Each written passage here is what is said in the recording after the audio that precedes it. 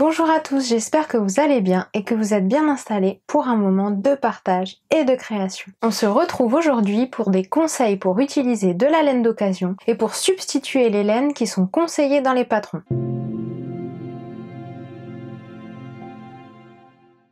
Aujourd'hui, on va parler de laine d'occasion. Comment en trouver et comment, surtout, l'utiliser. Tricoter de la laine d'occasion n'a que des avantages, que ce soit au niveau prix. Vous pouvez avoir de la laine de meilleure qualité à des prix bien moindres. Au niveau écologie également, vous donnez une seconde vie aux pelotes oubliées qui n'allaient plus servir. Et puis vous ferez sûrement des trouvailles uniques. Il y a plein de laines vintage qui dorment dans des placards que vous pourrez tricoter pour faire de magnifiques projets. Mais où trouver de la laine d'occasion? Eh bien tout d'abord, dirigez-vous vers les Emmaüs, les ressourceries. Vous y trouverez des sacs, souvent de pelotes mélangées. Et il y aura de tout. De la laine acrylique, de la laine 100% laine. Vous pourrez y trouver des petites pépites, mais attention, il faudra bien fouiller. L'avantage des ressourceries et des associations telles qu'Emmaüs sont les prix extrêmement bas. En moyenne, les pelotes sont à 50 centimes l'unité. Deuxième solution, pour trouver des pelotes d'occasion, dirigez-vous vers les brocantes et les vide-greniers. Vous pourrez y trouver des petites pépites vintage. Et enfin, vous pourrez utiliser des sites d'occasion comme Vinted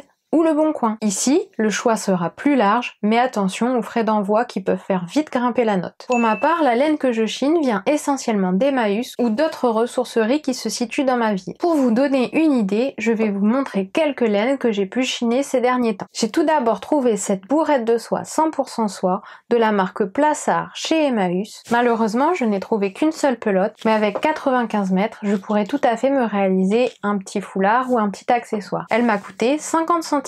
Dans une autre ressourcerie de ma ville, j'ai trouvé une quantité pour me faire un pull sans manches de cette laine Bergère de France Baronval. Elle contient 60% de laine peignée et la totalité des pelotes m'ont coûté 3 €. Mais des laines plus vintage sont également disponibles. Par exemple, cette laine Mycélène Chasse et Pêche, composée à 75% de laine, ou cette laine Suisanil 4 sont beaucoup plus vintage. Attention aux compositions. Les laines vintage sont fréquemment composées de polyamide ou d'acrylique. Si vous souhaitez uniquement des matières naturelles, regardez bien la composition. On a maintenant vu où trouver une laine d'occasion, mais maintenant, comment reconnaître une laine utilisable? Comment savoir si je peux l'acheter en toute sécurité? Tout d'abord, sentez les pelotes. Si l'odeur est trop forte, par exemple une odeur de tabac incrusté, faire partir l'odeur sera possible, mais difficile. Alors attention à l'odeur des pelotes que vous chinez. Vérifiez la pelote en elle-même également. Est-ce que la texture vous convient? Est-ce qu'elle n'est pas trop piquante, par exemple pour du mohair? Est-ce qu'elle n'est pas trop rêche? Et surtout, le point principal, attention aux mythes. Que ce soit lors du stockage chez les particuliers, lors du transport ou par exemple lors de la vente dans les ressourceries, il est possible qu'une contamination avec des mythes textiles arrive. Ramener une pelote contaminée par des mythes pourrait contaminer tout votre stock de laine. Alors attention, si vous voulez être sûr de ne pas être contaminé,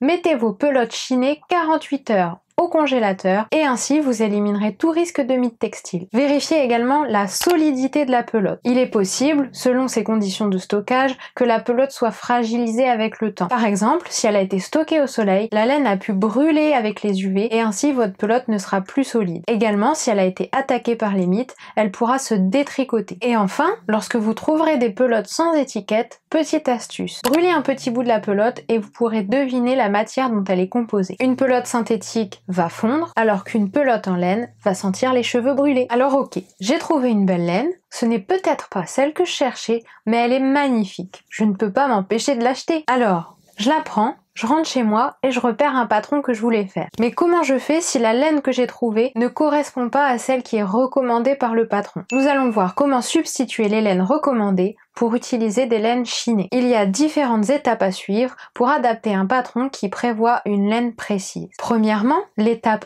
indispensable, faire un échantillon. Attention, même si vous utilisez la laine qui est recommandée par le patron, je vous conseille de faire un échantillon car votre tension pourra modifier celui-ci. Mais revenons à nos moutons de laine chinée. Pour faire votre échantillon, tricotez un carré de 10 cm sur 10 cm et comptez combien de mailles et combien de rangs vous font cette dimension. Et surtout, utilisez les aiguilles que vous envisagez pour tricoter votre projet. Une fois cet échantillon tricoté, comparez-le aux mesures données par le patron. C'est donc l'échantillon qui dicte le reste du projet et non la pelote. Une fois l'échantillon fait, deux cas vont se présenter à moi. Est-ce que ma laine va être plus épaisse ou plus fine que celle recommandée par le patron? Premier cas, ma laine est plus fine que celle recommandée par le patron. Ainsi, mon échantillon va être plus petit et j'aurai donc plus de mailles sur 10 cm. Plusieurs options s'offrent à moi dans ce cas. Première option, je peux tenir deux fils ensemble, par exemple, deux fils de la même pelote ou deux fils de pelotes différentes pour faire un effet chiné. Ainsi, mon fil sera plus épais et pourra se rapprocher du fil recommandé par le patron. Dans ce cas, il faudra que je refasse un nouvel échantillon. Je pourrai également ajuster la taille des aiguilles. Si j'augmente la taille de mes aiguilles, mon échantillon va grandir également. Les aiguilles plus grosses vont aérer le tricot et je gagnerai en largeur, mais attention, le tricot pourra avoir un effet déjaugé et perdre en tenue. Et enfin, la troisième option est celle que j'utilise le plus, je peux changer la taille du patron. Admettons que selon mes mesures, je veuille un pull avec une circonférence au niveau de la poitrine, par exemple,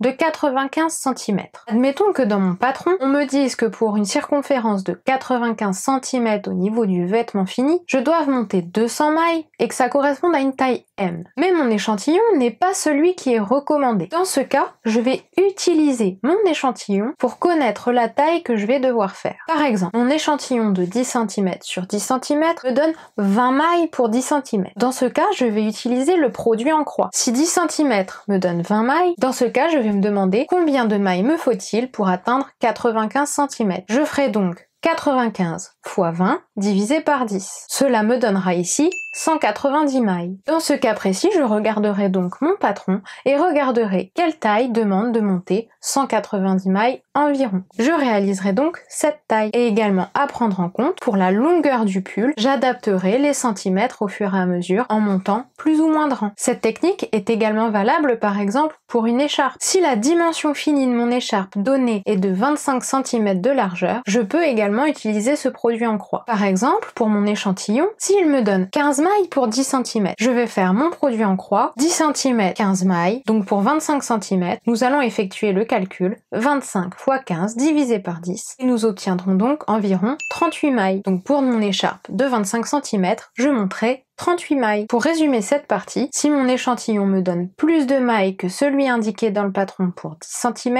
je ferai la taille au-dessus. Cette méthode de calcul s'applique que votre laine soit plus ou moins épaisse que celle indiquée par le patron. Nous venons de voir des astuces pour le cas où votre laine est plus fine que celle indiquée par le patron. Mais ces calculs de produit en croix s'appliquent également dans le cas où votre laine est plus épaisse que celle indiquée par le patron. Voyons donc ce deuxième cas avec quelques astuces supplémentaires. Si mon échantillon est plus grand et qu'il contient donc moins de mailles pour 10 cm. Dans ce cas, je peux premièrement descendre d'une ou deux tailles d'aiguille pour resserrer le tricot. Attention à la texture finale du tricot. L'échantillon est encore votre gage de sécurité. Adaptez également le patron. Choisissez une taille inférieure que celle que vous devriez faire normalement si votre échantillon était correct. Ainsi, vous obtiendrez la taille désirée. Utilisez la technique du produit en croix pour savoir combien de tailles en dessous vous devrez faire. Et enfin, dernière solution, acceptez un rendu oversize, mais attention, cette technique fonctionne bien pour les pulls, mais beaucoup moins pour les chaussettes. Utiliser de la laine chinée demande donc beaucoup d'adaptation. Adaptez-vous en fonction du projet que vous allez réaliser. Les accessoires, par exemple, les bonnets, les châles, les écharpes, nous laissent beaucoup plus de liberté quant à la laine à utiliser. Nous pouvons changer l'épaisseur de la laine sans prendre trop de risques. Cela modifiera juste l'épaisseur et le rendu de l'accessoire. Mais attention aux vêtements ajustés comme les pulls, l'échantillon est donc indispensable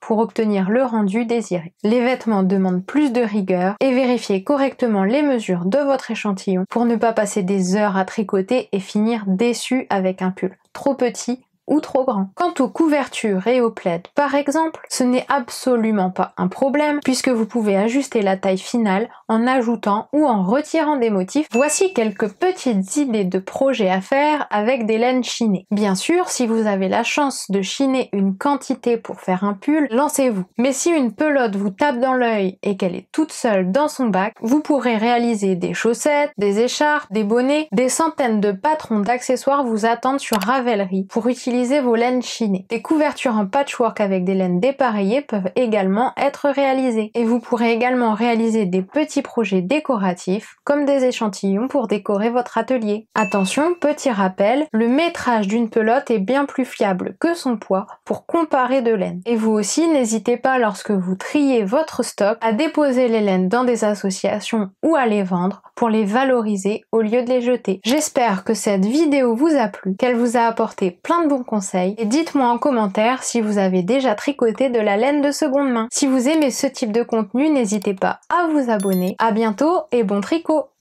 Allez Lily! Et vous êtes casse-pieds tous les deux. Allez!